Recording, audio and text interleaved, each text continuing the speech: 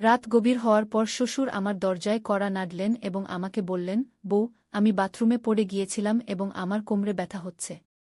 যদি তুমি একটু মালিশ করে দাও, তাহলে আমার একটু আরাম হতে পারে। তারপর আমি আমার শ্বশুরকে আমার বিছানায় শুইয়ে দিলাম। এরপর যা ঘটেছে তা আপনি কল্পনাও করতে পারবেন না, কারণ এরপর আমার জীবন সম্পূর্ণভাবে ভেঙে পড়েছিল। হ্যালো বন্ধুরা, আজকের এই অদ্ভুত গল্পে আপনাদের সবাইকে স্বাগতম। বিয়ের ৫ মাস পরেই আমার স্বামী হঠাৎ একটি দুর্ঘটনায় মারা যান।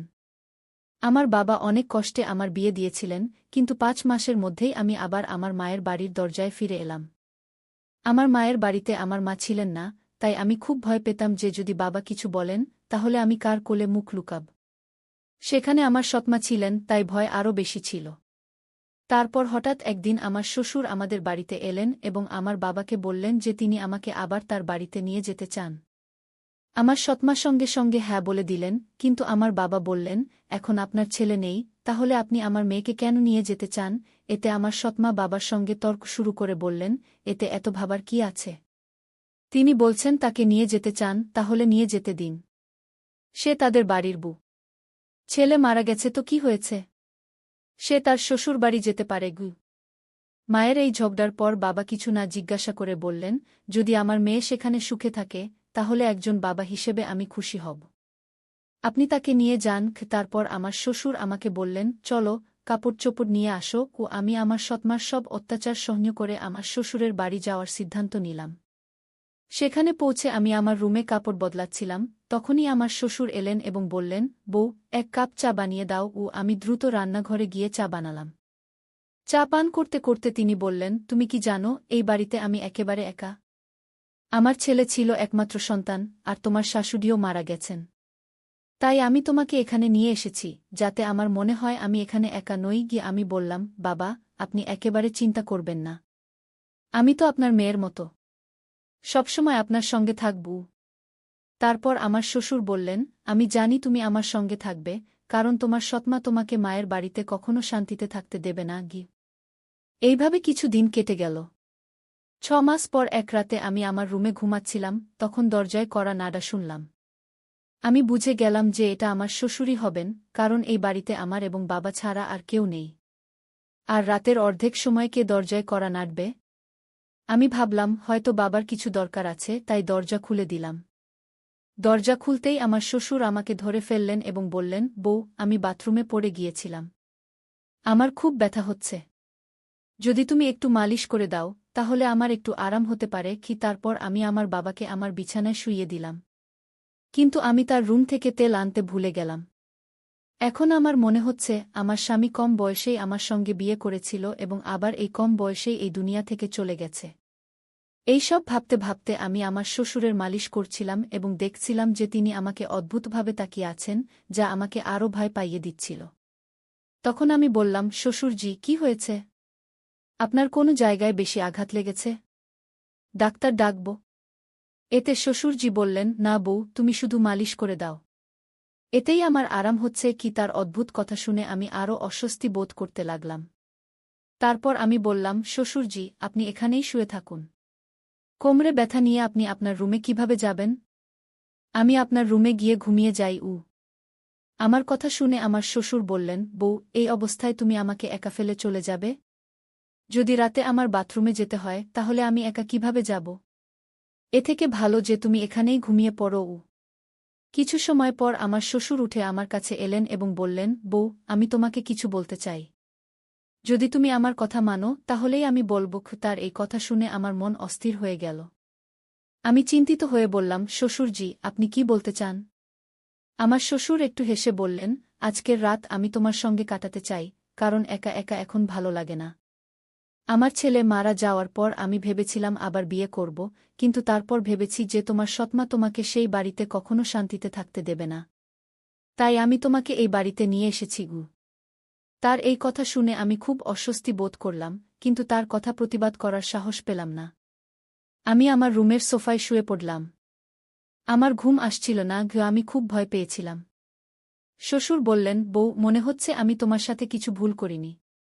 আমি চাই তুমি আমার সাথে বিয়ে করো, যাতে কেউ কিছু বলতে না পারে। তখন আমি হতভম্ব হয়ে বললাম, শ্বশুরজি, আপনি কি বলছেন? আপনি আমার শ্বশুর, আর শ্বশুরের সাথে কিভাবে বিয়ে হতে পারে? আমার শ্বশুর বললেন, দেখো বউ, আমি মানি যে একসময় আমি তোমার শ্বশুর ছিলাম। কিন্তু তোমার স্বামীর মৃত্যুর এখন 6 মাস হয়ে গেছে। এখন আমাদের মধ্যে এমন কোনো সম্পর্ক নেই। আমি একা, তুমিও একা। আমরা একে অপরের সঙ্গ দিতে পারি। তার এই কথা শুনে আমার মন বিচলিত হয়ে গেল। আমি কিছু বলতে পারলাম না। একদিকে ছিল সৎমায়ের অত্যাচার, অন্যদিকে শ্বশুরের অদ্ভুত আচরণ। রাত কেটে গেল এবং পরের দিন সকালে আমি শ্বশুরের কথাগুলো নিয়ে অনেক ভাবলাম। আমার অবস্থা বিশ্লেষণ করলাম। শ্বশুরের প্রস্তাব আমার কাছে অসম্ভব মনে হচ্ছিল, কিন্তু বাস্তবতা আমাকে কিছু সিদ্ধান্ত নিতে বাধ্য করছিল। তখন আমি ভাবলাম, আমি আমার বাবাকে গিয়ে বলব। কিন্তু এই সব কথা নিজের বাবার সাথে বলার সাহস আমার হলো না, কারণ আমি জানতাম বাবার সাথে কথা বলার পর আমার জীবনে নতুন সমস্যা আসতে পারে। তাই আমি তার কাছে যাইনি। এমনই একদিন সন্ধ্যায় আমার শ্বশুর আবার কথা বলার সুযোগ পেলেন। তিনি বললেন, বউ, আমি তোমার সাথে কিছু ভুল চাইনি। শুধু চাই তুমি আমার জীবনে সুখ আনো। আমি একা থাকতে পারি না। তোমার সাথেই আমার জীবন পূর্ণ হয়। শ্বশুরজির থেকে আবার এই সব কথা শুনে আমি ভিতরে কেঁপে উঠলাম এবং কিছু বলতে পারলাম না। কিছুক্ষণ পর শ্বশুরজি নিজেই বাইরে চলে গেলেন। এমনই করে শ্বশুরবাড়িতে আরও কয়েক মাস কাটানোর পর আমার শ্বশুর এবং আমার মধ্যে একটি অদ্ভুত সম্পর্ক তৈরি হতে লাগল। স্বামীর মৃত্যুর পর আমি ভেবেছিলাম এখন আমি এই দুনিয়ায় একেবারে একা। কিন্তু আমার শ্বশুর আমার প্রতি যে প্রকাশ করেছিলেন তা আমার জীবনকে একটি নতুন দিকে ঘুরিয়ে দিয়েছিল। তার কথাগুলো আমাকে গভীরভাবে নাড়া দিয়েছিল। যখনই আমি ঘুমাতে যেতাম তার কথাগুলো আমাকে অস্থির করত। তিনি বলতেন, আমার সাথে থাকলে তিনি তার একাকিত্ব অনুভব করেন না এবং তিনি চান আমরা দুজনে একটি নতুন জীবন শুরু করি। সেই রাতের কথোপকথনের পর আমি নিজেকে অনেক দ্বিধায় পড়ে পেলাম। মনে অনেক প্রশ্ন উঠছিল, এটা কি ঠিক? এটা কি সমাজের নিয়মের বিরুদ্ধে যাবে না? কিন্তু কোথাও না কোথাও আমার মনে এই কথাও ছিল যে হয়তো আমার শ্বশুর সত্যিই একাকিত্বের সাথে লড়াই করছেন। অনেক ভেবেচিন্তে আমি তার সাথে কথা বলার সিদ্ধান্ত নিলাম। এক রাতে যখন বাড়ির আশেপাশের সবাই ঘুমিয়ে পড়েছিল, আমি শ্বশুরের ঘরের দরজায় টোকা দিলাম। তিনি দরজা খুলে আমাকে দেখে একটু আশ্চর্য হলেন। আমি ভিতরে গিয়ে বললাম, শ্বশুরজি, আমি আপনার সাথে কিছু গুরুত্বপূর্ণ কথা বলতে চাই। তিনি আমাকে বসতে ইশারা করলেন এবং গম্ভীরভাবে বললেন, কি হয়েছে বউ? তুমি এত রাতে কেন এসেছ? আমি একটু সাহস জোগাড় করে বললাম, শ্বশুরজি, আমি আপনার প্রস্তাব নিয়ে অনেক ভেবেছি।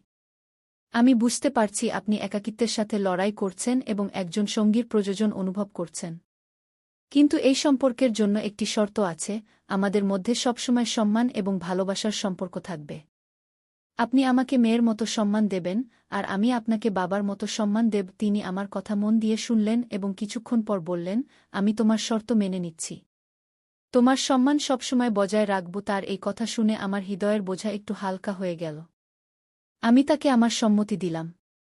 তারপর কয়েকদিন পর আমরা একটি ছোট অনুষ্ঠানে বিয়ে করলাম। এই বিয়ে সমাজের চোখে অস্বাভাবিক ছিল, কিন্তু আমরা আমাদের অবস্থা মেনে নিয়েছিলাম। বিয়ের পরের দিনগুলো আমার জন্য খুব চ্যালেঞ্জিং ছিল। গ্রামে মানুষ কথা বলতে শুরু করল। আত্মীয়স্বজন আমাদের থেকে দূরত্ব বজায় করতে শুরু করল। কিন্তু আমরা এই সবের পরোয়া না করে আমাদের জীবন এগিয়ে নেওয়ার সিদ্ধান্ত নিলাম। আমাদের সম্পর্কে ধীরে ধীরে ভালোবাসা এবং বোঝাপড়া বাড়তে লাগল।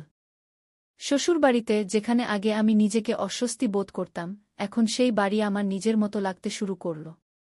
শ্বশুর আমার জন্য সব সম্ভব চেষ্টা করতেন যাতে আমি সুখে থাকি। তিনি আমার ছোটবড় সব প্রয়োজন মেটাতেন এবং সব ইচ্ছা পূরণ করতেন। তিনি প্রতিদিন আমার জন্য কিছু না কিছু বিশেষ করার চেষ্টা করতেন, কখনো আমার পছন্দের খাবার আনতেন, কখনো আমার জন্য নতুন শাড়ি কিনতেন। ধীরে ধীরে আমিও তার প্রতি এক ভিন্ন ধরনের সম্মান বোধ করতে শুরু করলাম। আমরা দুজনে মিলে একটি নতুন জীবন শুরু করলাম। শ্বশুর এখন আমার জীবনের একটি অবিচ্ছেদ্য অংশ হয়ে গেছেন। আমাদের মধ্যে সম্পর্ক এখন শুধু শ্বশুর বুয়ের নয়, বরং দুটি হৃদয়ের একটি শক্ত বন্ধনে পরিণত হয়েছে। তিনি আমাকে সবসময় সাহায্য করতেন, যখনই আমার তার প্রয়োজন হতো। তারা আমাকে আবার হাসতে শিখিয়েছিল, জীবনকে নতুন দৃষ্টিকোণ থেকে দেখতে শিখিয়েছিল। বিয়ের কয়েক মাস পর আমি অনুভব করলাম যে আমাদের মধ্যে এই নতুন সম্পর্ক আমাকে একটি নতুন দিক দিচ্ছে। আমরা একসাথে অনেক কঠিন পরিস্থিতির মুখোমুখি হয়েছি এবং প্রতিবার একে অপরের পাশে দাঁড়িয়েছি। শ্বশুরের সাথে আমার এই নতুন সম্পর্ক আমাকে জীবনের অনেক নতুন দিক দেখিয়েছে। তারা আমাকে এই অনুভূতি দিয়েছে যে জীবনে যদি সঙ্গী সঠিক হয়, তবে কোনো সমস্যাই এত বড় নয় যে তা অতিক্রম করা যায় না। সমাজের দৃষ্টিতে আমরা অনেক কিছু সহ্য করেছি, কিন্তু আমরা কখনো আমাদের সিদ্ধান্তে আফসোস করিনি। আমাদের সম্পর্কে ধীরে ধীরে এক নতুন ধরনের ভালোবাসা ও সম্মান জন্ম নিতে শুরু করেছিল।